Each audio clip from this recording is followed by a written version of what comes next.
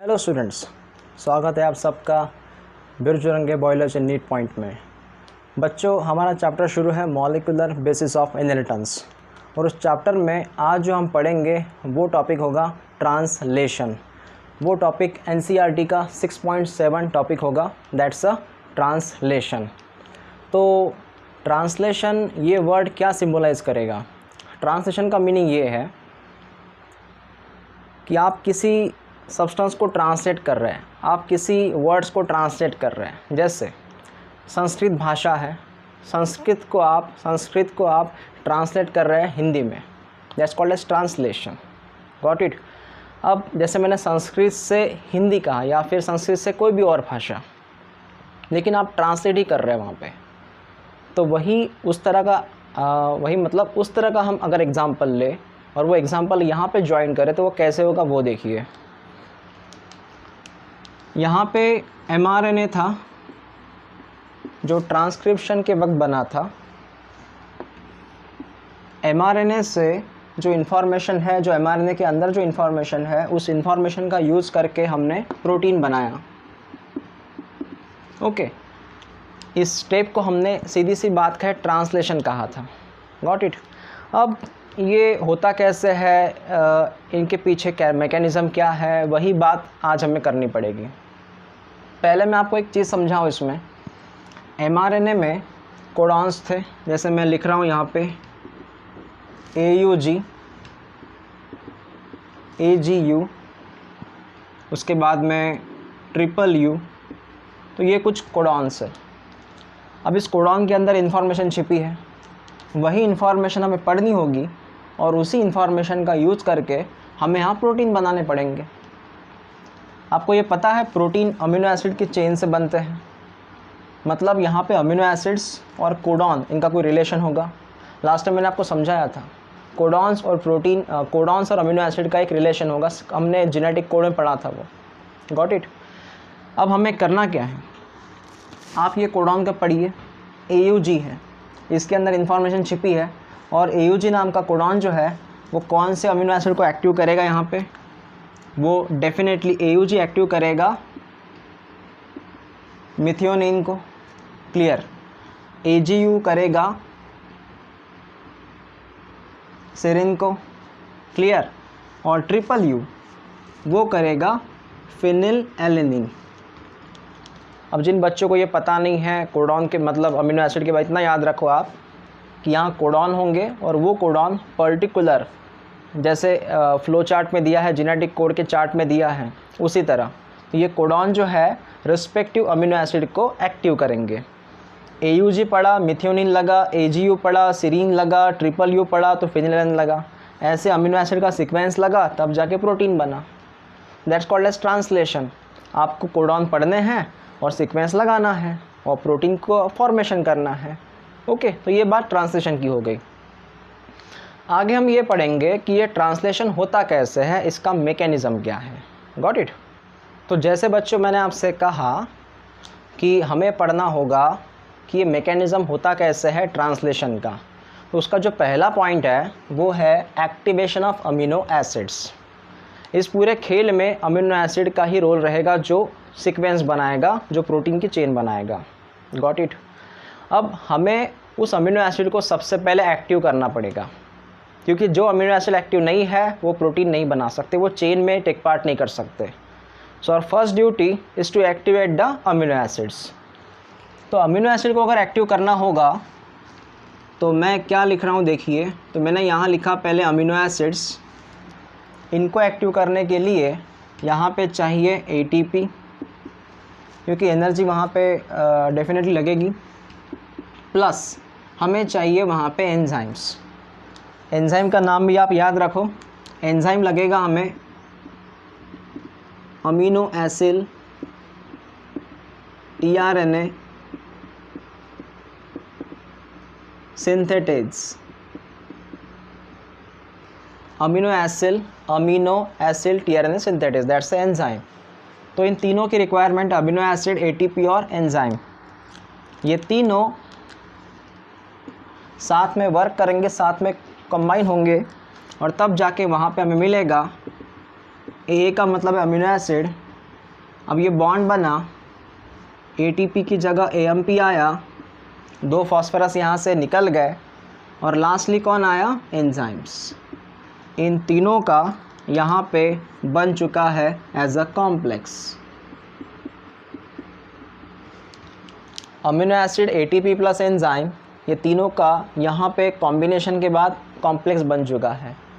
तो इसी कॉम्प्लेक्स का बनने का मतलब है कि हमारा अमीनो एसिड एक्टिव हो चुका है। अब वो रिएक्शन में टेक पार्ट करेगा, मतलब वो चेन फॉर्मेशन में इन्वॉल्व हो जाएगा।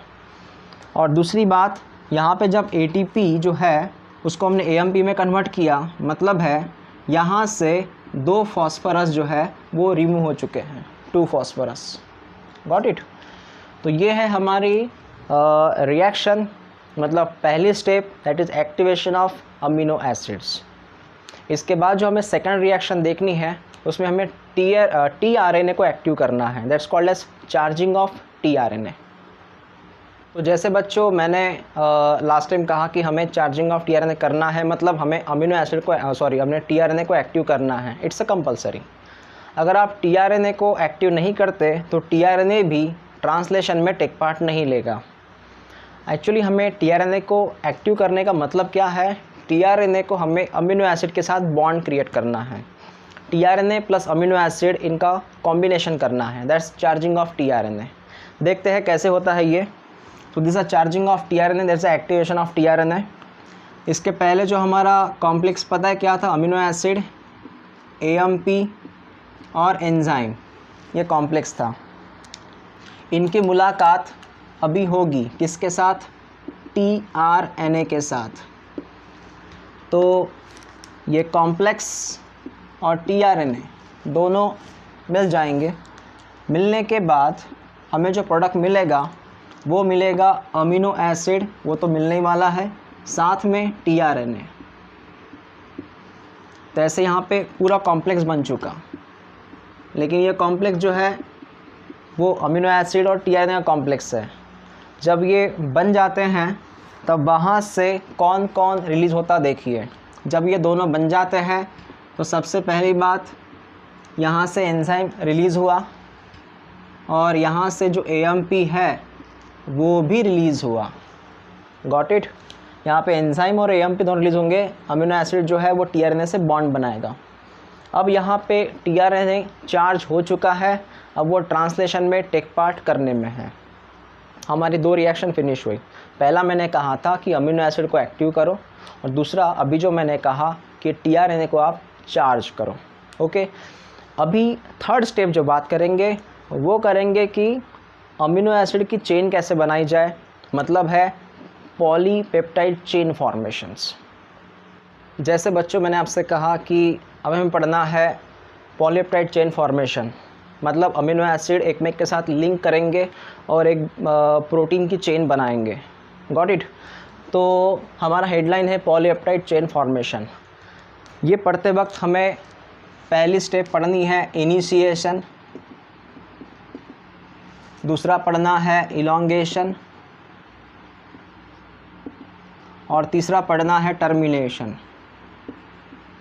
तो स्टेप पढ़ते वक्त क्वेश्चन यहाँ से बन सकते हैं। तो हमारी शुरुआत होगी इनिशिएशन टॉपिक से, मतलब we have to study about the initiation. Initiation जो पढ़ेंगे हम, उसमें सबसे पहले बात करूँगा मैं कि कौन कौन सी रिक्वायरमेंट है ट्रांसलेशन के लिए, इनिशिएशन के लिए। तो सबसे पहले हमें mRNA की ज़रूरत है। mRNA इसलिए लगेगा क्योंकि उसके अंदर कोडॉन चिप है, वही हमें पढ़ने हैं। मतलब जिसका ट्रांसलेशन करना है वो तो पहले भाषा होना। ओके, इसलिए mRNA ज़रूरत है वहाँ पे। दूसरा जो है यहाँ पे वो है ribosomes.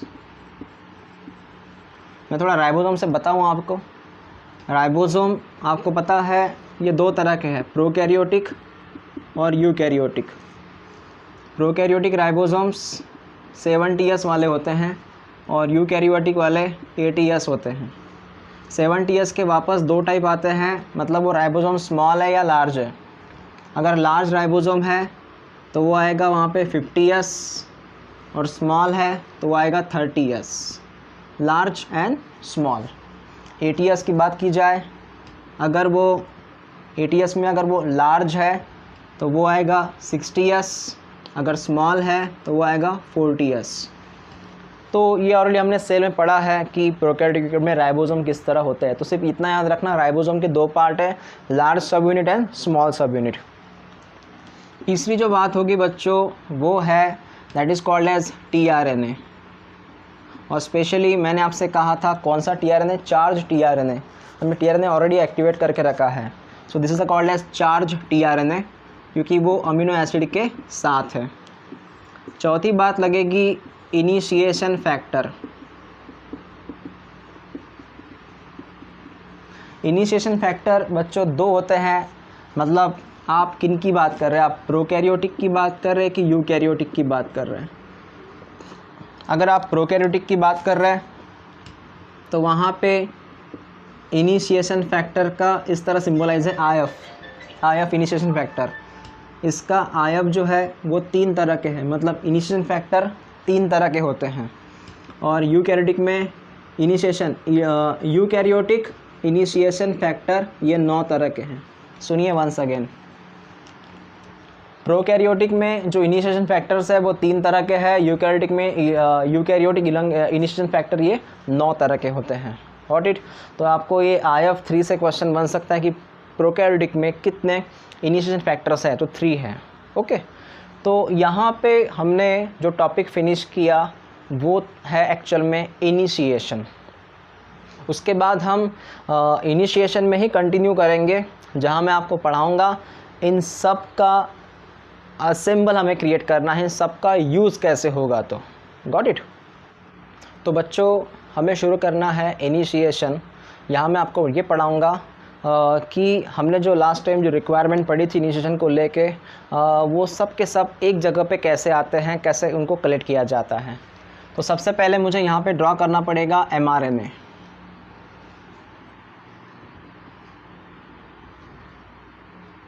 This is an mRNA। उसके बाद मैं लिख लेता हूँ mRNA करके।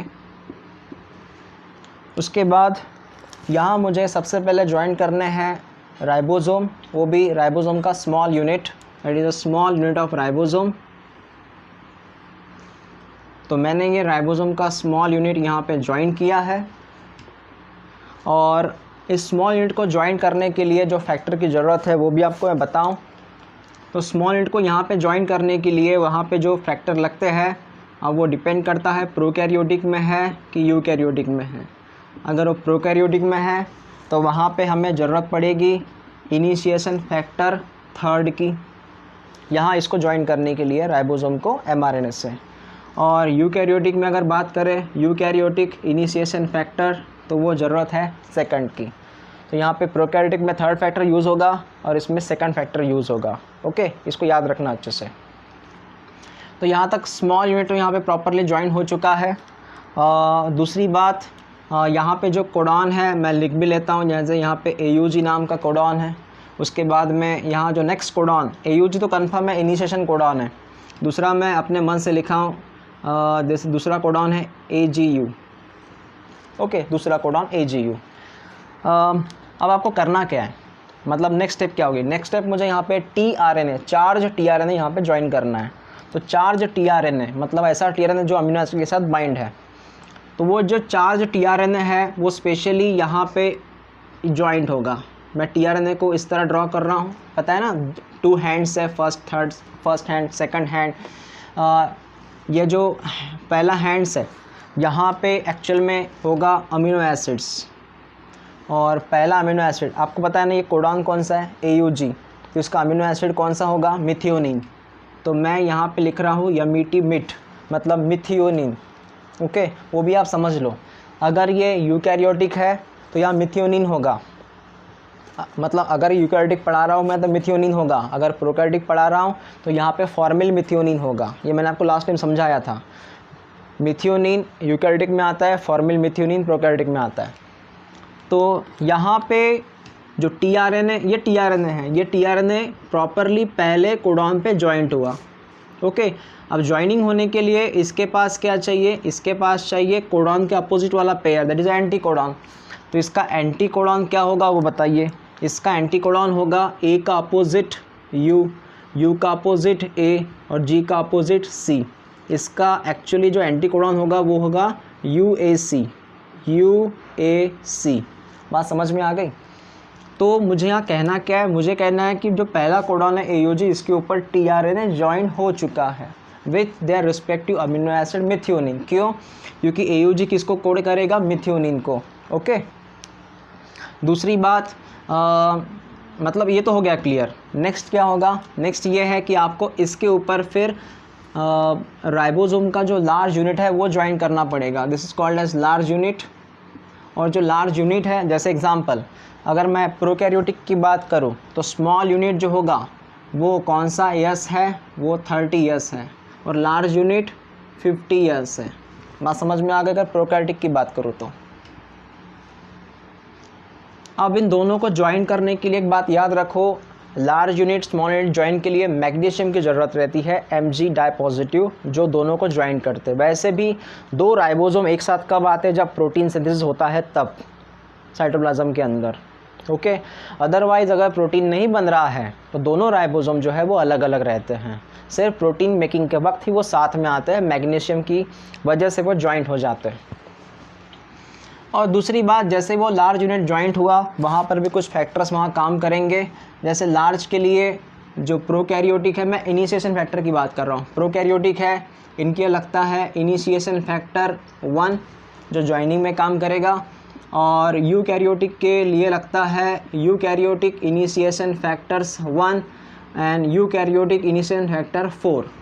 इस तरह यहाँ पे दो फैक्टर की ज़रूरत है, 1 पीके में आता है और यूके में आता है 1 और 4। ये दोनों फैक्टर यहाँ इस लार्ज यूनिट को ज्वाइन करने में काम करते हैं। तो आप देख सकते हैं एक बार हमने असेंबल कैसे किया इनको। मैंने पहले mRNA लिया। mRNA जो है आप सभी जानते हैं 5 प्राइम टू 3 प्राइम। ओके, मैंने बाद में इसके ऊपर स्मॉल यूनिट ज्वाइन किया जहाँ पर्टिकुलर कोडॉन है हमारा AUG।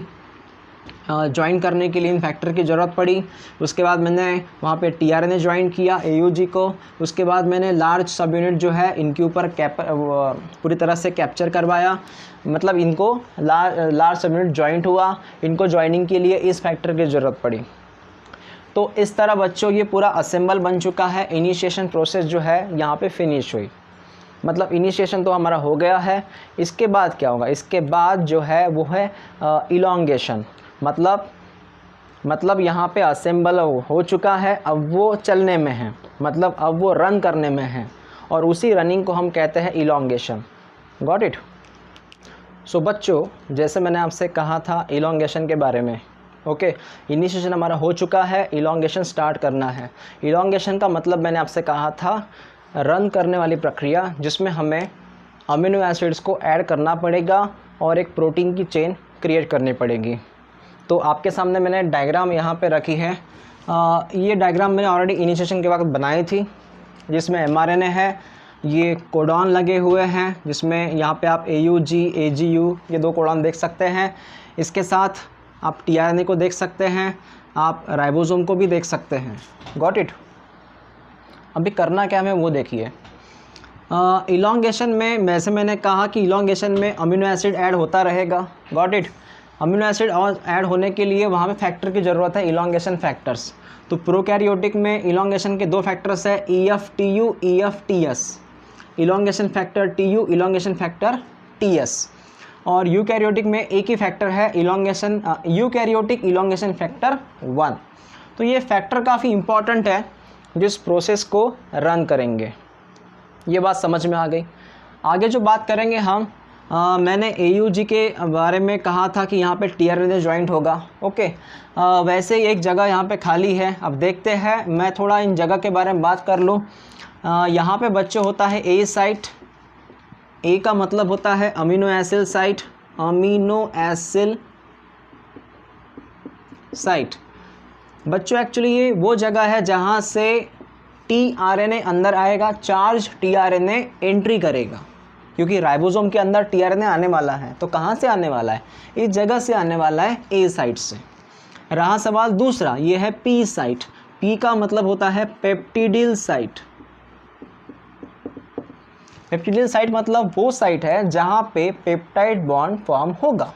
ओके, तो मैंने दो जगह बताई, ए मतलब जहाँ पे अमीनो एसिड मतलब चार्ज टीआरएनए एंट्री करेगा, और पी साइड जहाँ पेप्टाइड बॉन्ड फॉर्म करेगा। बात समझ में आ गई आपको? Between the two amino acid वहाँ पेप्टाइड बॉन्ड फॉर्म होगा। इस तरह बच्चों मैंने आपको यूकैरियोटिक के इलॉन्गेशन के बारे में समझाया। इसमें कुछ पॉइंट और बचे हैं, वो देखिए। अभी मैंने पहले आपको ये ए साइड पी साइड इसके बारे में इंफॉर्मेशन दी। आगे देखिए, तो मैंने यहाँ पे एक जगह छोड़ी है AGU, ये कोडॉन। क्या मुझे बता सकते हैं इस कोडॉन में कौन सा टीआरएनए एंट्री करेगा, मतलब कौन सा टीआरएनए यहाँ ज्वाइंट होगा? ऑब्वियसली यहाँ वो टीआरएनए ज्वाइंट होगा जिसका एंटी कोडॉन क्या होगा? ए के अगेंस्ट में U, G के अगेंस्ट में C, U के अगेंस्ट में A। जिसका एंटी कोडॉन UCA है वही यहाँ एंट्री करेगा, दूसरा टीआरएनए एंट्री नहीं करेगा, भले ही वो बाहर खड़े हैं बाकी टीआरएनए, लेकिन इसको अलाउ परमिशन मिला क्योंकि इसका एंटी कोडॉन ज्वाइंट हो रहा है इस कोडॉन के साथ। और यहाँ पे ये जो AGU है वो कौन से अमीनो एसिड को एक्टिव करने वाला है? वो करने वाला है सेरिन को, इसलिए वहाँ पे इस टीआरएनए के साथ कौन सा अमीनो एसिड आएगा? सेरिन। और एक बात समझ लो आप, यहाँ कोडॉन जो है वो जिस अमीनो एसिड को एक्टिव करेगा वही अमीनो एसिड एंट्री करेगा with respective their anticodons. बात सब क्लियर हो गई? अब आपके सामने दो टीआरएनए हैं, दो टीआरएनए जब सामने आते हैं तो वहाँ पे वो एज इट इज़ नहीं रहते, वो अपने अंदर बॉन्ड फॉर्म कर लेते हैं उनके बीच में। तो यहाँ पे मिथियोनिन और सेरिन के बीच में एक बॉन्ड फॉर्म होगा, और वो बॉन्ड जो होगा आपको पता है between the two amino acid, ये अमीनो एसिड नंबर 1, ये अमीनो एसिड नंबर 2, इन दोनों के बीच में जो बॉन्ड फॉर्म होता है उसको हम कहते हैं पेप्टाइड बॉन्ड्स। विच बॉन्ड? Peptide bond.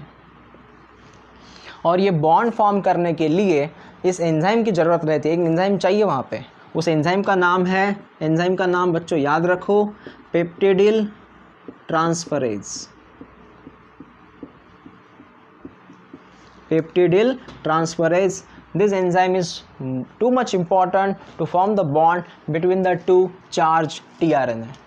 यहाँ पे वो बॉन्ड फॉर्म करने के लिए एंजाइम की भी ज़रूरत है, और ये बॉन्ड फॉर्म करने के लिए राइबोसोम की भी ज़रूरत है। राइबोसोम भी लगता है वहाँ पे, दोनों लगते हैं, राइबोसोम एज वेल एज वो हमारा एंजाइम्स। तो ये बात तो क्लियर हो गई है इलॉन्गेशन को लेके। अब आगे देखते रहिए, इलॉन्गेशन स्टार्ट हो चुका है, अब आगे समझना। मैं और एक यहाँ पे ड्रॉ कर रहा हूँ, this is called as mRNA। Okay, इस mRNA के ऊपर पहले कोडॉन पहले लिख लूँ मैं, AUG, उसके बाद में कौन है? AGU, उसके बाद में UU, और सबसे लास्ट आपको कौन दिख रहा है? UAA। ये कौन सा प्राइम है? 5 प्राइम। ये कौन सा? 3 प्राइम। बराबर है। इसके ऊपर अब देखिए मैं क्या ड्रॉ करूं। अब मुझे क्या करना है? मुझे यहाँ पे ट्रांसलोकेशन करना है, मतलब मुझे पूरा का पूरा जो राइबोसोम है इसको शिफ्ट करना है। राइबोसोम शिफ्ट होगा, राइबोसोम एक कोडॉन आगे जाएगा। कैसे? देखिए, ये है लार्ज सब यूनिट और ये है स्मॉल सब यूनिट। आपको इनमें क्या लग रहा है एक्चुअल में? देखिए, large subunit and small सब यूनिट। ये जो लार्ज सब यूनिट है इसको देख के लग रहा है सर, आप पहले कोडॉन देख लीजिए, यहाँ AUG अंदर था और UU बाहर था। AUG अंदर था, UU बाहर था। अब क्या हुआ? ये थोड़ा शिफ्ट हुआ आगे, एक कोडॉन आगे शिफ्ट हुआ तो क्या आया? AUG अंदर था, AUG बाहर निकला। UU बाहर था तो UU अंदर आया, और कुछ नहीं हुआ। अगर ये एक कोडॉन आगे जाएगा तो AUG बाहर आएगा, UU अंदर आएगा। AUG बाहर, UU अंदर। वंस अगेन, AUG बाहर, UU अंदर। ये बात समझ में आ गई? इसी प्रक्रिया को हम कहते हैं ट्रांसलोकेशन। रिमेंबर, इसी प्रक्रिया को कहते हैं translocation. What is translocation? Moment of ribosome on the stand of mRNA। Ribosome की मूवमेंट जो हो रही है mRNA के ऊपर, उसे कहते हैं ट्रांसलोकेशन। जैसे रेल का ट्रैक है, उसके ऊपर से रेल जा रही है, तो रेल का जो ट्रैक हुआ वो mRNA, और जो रेल है खुद वो है राइबोसोम्स। इस तरह वो ट्रैवलिंग कर रहा है। वंस अगेन, रेल का जो ट्रैक है वो हुआ mRNA और रेल जो है वो है राइबोसोम्स। अब आगे क्या होगा वो देखिए,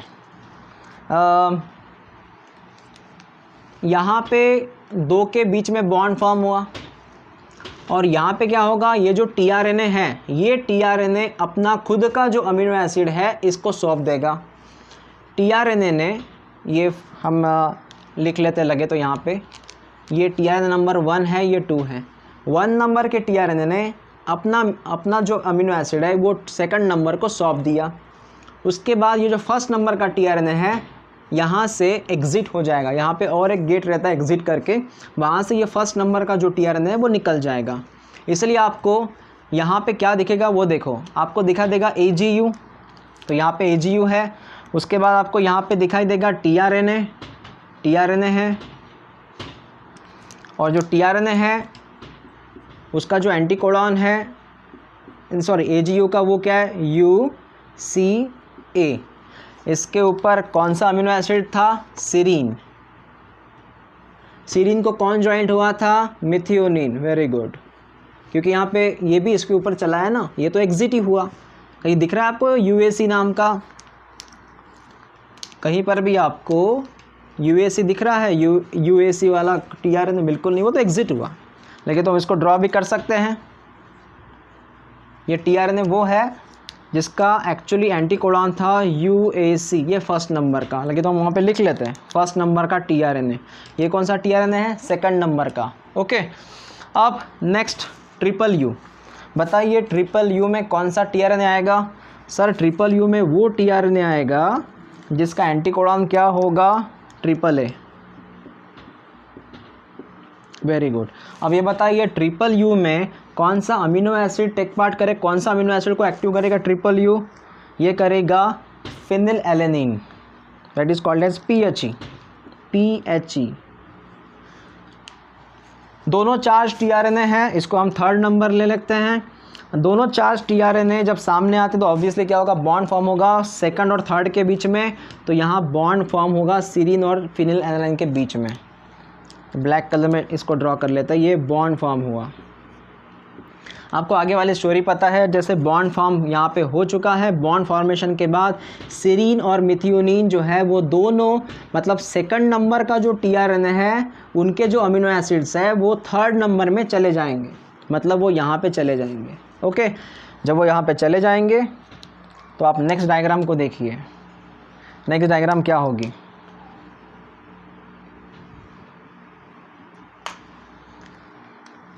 नेक्स्ट डायग्राम में टर्मिनेशन भी प्रोसेस आ जाएगा।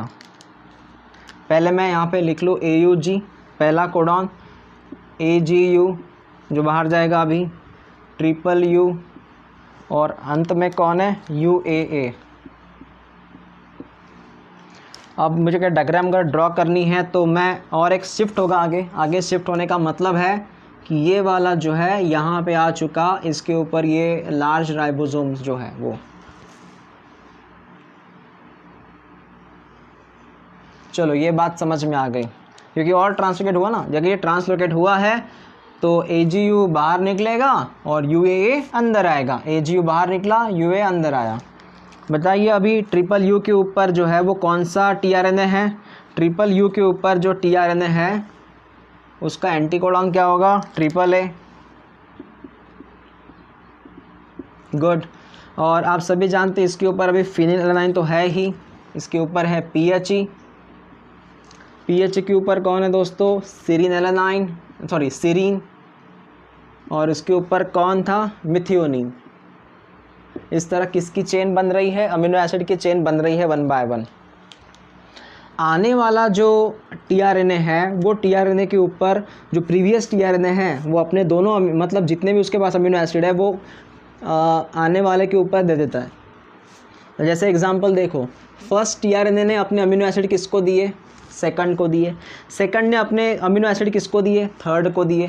थर्ड वाला अमीनो एसिड किसको देगा, फोर्थ को देगा। फोर्थ वाला फिफ्थ को देगा, और ये tRNA निकल रहा है आगे। मतलब यहाँ तो ऐसा हुआ कि एक स्कूल की समान है, ये स्कूल है, स्कूल में tRNA जो है किसी पेरेंट्स की तरह काम करते हैं। उस स्कूल में tRNA जो है अपने बच्चों को लेके आते। टीआरएनए कौन हुआ? पेरेंट्स, और बच्चे मतलब कौन? Amino acid. फर्स्ट नंबर के पेरेंट्स आए, अपने बच्चों को छोड़ दिए, निकल गए। सेकंड नंबर के पेरेंट्स आए, अपने बच्चों को छोड़ दिए, बच्चे मतलब कौन? अमीनो एसिड्स, निकल दिए। थर्ड नंबर के पेरेंट्स आए, अपने बच्चों को छोड़ दिए, निकल गए। अब ये सारे के सारे बच्चे चेन बनाएंगे, मतलब सारे के सारे जो अमीनो एसिड है वो चेन बनाएंगे, और उसी चेन का नाम क्या है? Polypeptide chain. अब आगे क्या होगा वो देखिए, मैं लास्ट स्टेप आपको पढ़ा रहा हूँ, ये टर्मिनेशन वाली प्रक्रिया है। यहाँ पे इलॉन्गेशन था, अभी वक्त आ चुका है हम यहाँ से पढ़े। ये जो डायग्राम जो आप देख रहे हैं, वी कॉल इट टर्मिनेशन। क्यों होगा? देखिए, why is called as termination. आप सभी जानते हैं UAA कोड आया। ओके, UAA का मतलब होता है कि वहाँ पे स्टॉप कोडॉन है, या फिर यहाँ पे हो सकता है UAG, या फिर हो सकता है UGA। They're called as stop codon. और आप सभी जानते हैं स्टॉप कोडॉन में टीआरएनए कोड नहीं करता, स्टॉप कोडॉन को टीआरएनए नहीं पहचानता। तो स्टॉप कोडॉन में अगर टीआरएनए नहीं पहचानता तो कैसे वहाँ पे काम करेगा? नहीं करेगा, तो वहाँ पे कोई काम नहीं करेगा, मतलब टीआरएनए वहाँ पे पूरी तरह से फेल हो जाएगा। तो वहाँ पे फिर आते हैं आरएफ। आरएफ का मतलब होता है रिलीजिंग फैक्टर। रिलीजिंग फैक्टर वहाँ काम करेंगे। अब रिलीजिंग फैक्टर जो रहते हैं वो भी दो तरह के होते हैं। अगर हम प्रोकैरियोटिक की बात करें तो वहाँ पे जो रिलीजिंग फैक्टर है वो है RF1 और दूसरा है RF2। प्रोकैरियोटिक में RF1 RF2, और यूकैरियोटिक वाले केस में जो रिलीजिंग फैक्टर है वो है eukaryotic releasing factor 1। Eukaryotic releasing factor 1। तो मैंने RF के बारे में आपको लिख के दिया। तो पहले तो नॉनसेंस कोडॉन है, दूसरी बात तो वहाँ पे RF आ रहा है, इसलिए क्या होगा? रुक जाएगी प्रक्रिया रुक जाएगी, मतलब ये जो चेन फॉर्मेशन है अमीनो एसिड्स का, ये रुक जाएगा। जैसे रुक गए कि जो नेक्स्ट स्टेप है उसमें सारे के सारे जो है वो रिलीज़ हो जाएंगे, जो कंपोजिशन है वो डिकम्पोज में कन्वर्ट हो जाएगा। तो वहाँ पे आप देख पाओगे mRNA जो है वो अलग से निकल चुका है, अलग हो गया। राइबोसोम जो है वो भी अलग अलग हो गए हैं, क्योंकि अभी देखो कैसा है, प्रोटीन बन चुका है, राइबोसोम क्या करेंगे? कंपोज बन के वो निकल गए, अभी लार्ज यूनिट स्मॉल यूनिट निकल गए। उसके बाद में जो फैक्टर लगे थे RF वो भी निकल गए, और रहा सवाल अभी इन चेन का, तो ये चेन एज इट इज़ रहेगी, methionine, then serine, then phenylalanine. Methionine, serine, phenylalanine, मतलब यहाँ पे जो चेन बनी है it's called as a polypeptide chain. Polypeptide chain, ये पॉलीपेप्टाइड चेन बन चुकी है, अमीनो एसिड की चेन बन चुकी है। ओके, तो बच्चों यहाँ पे हमने इलॉन्गेशन और टर्मिनेशन ये दोनों प्रक्रियाएं पढ़ी। हमें जो मिला वो मिला है that is a polypeptide chain. और ये जो पहले मिथियोनिन आया, बाद में सीरीन आया, बाद में फिनिलएलेनाइन आया, ये कैसे आते हैं वो डिपेंड करता है कि यहाँ कोडॉन कौन सा है।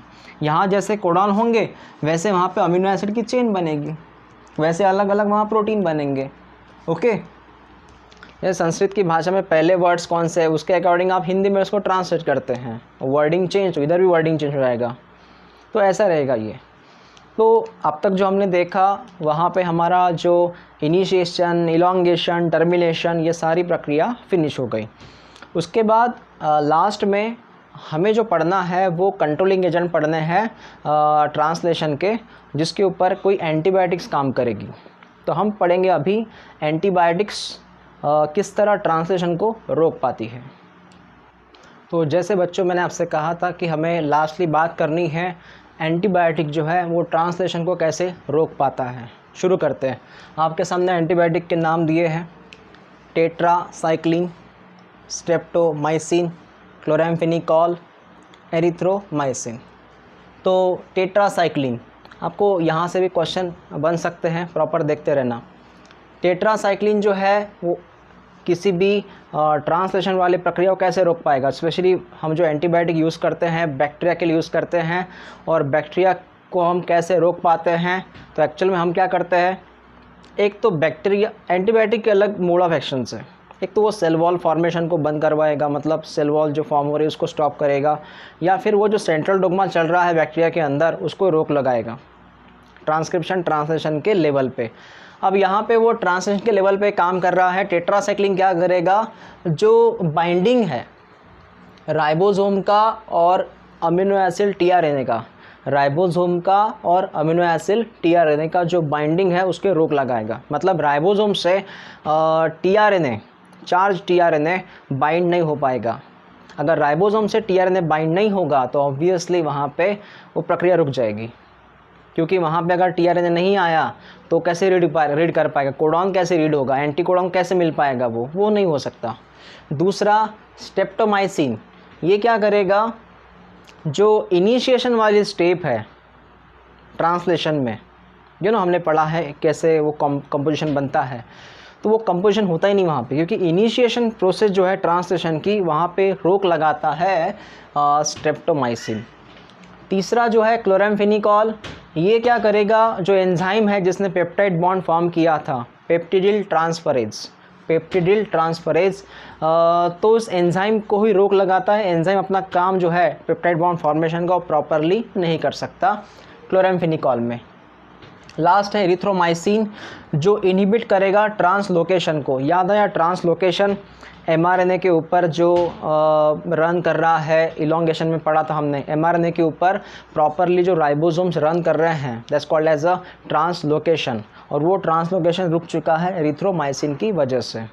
तो दोस्तों यहाँ पे हमने एंटीबायोटिक्स फिनिश किए। उसके पहले हमने जो प्रोसेस थी हमारे ट्रांसलेशन की, इनिशिएशन, इलोंगेशन, टर्मिनेशन, वो फिनिश किए। और उसके पहले मैंने आपको 2 स्टेप और पढ़ाए थे जिसमें हमने अमीनो एसिड को भी एक्टिव किया था और सेकंड हमने टीआरएनए को भी चार्ज किया था। इस तरह हमारा जो कंप्लीट ट्रांसलेशन प्रोसेस है वो फिनिश हुआ। ट्रांसलेशन में आप फैक्टर्स के ऊपर थोड़ा पढ़ के रखना, फैक्टर्स के ऊपर क्वेश्चन बन सकते हैं। उसके बाद में एंटीबायोटिक्स के ऊपर क्वेश्चन बनेंगे, और जो इलोंगेशन वाले स्टेप हैं यहाँ से भी क्वेश्चन कुछ बन सकते हैं। तो ठीक है, यहाँ पे हमारा ट्रांसलेशन फिनिश हुआ है। Thank you.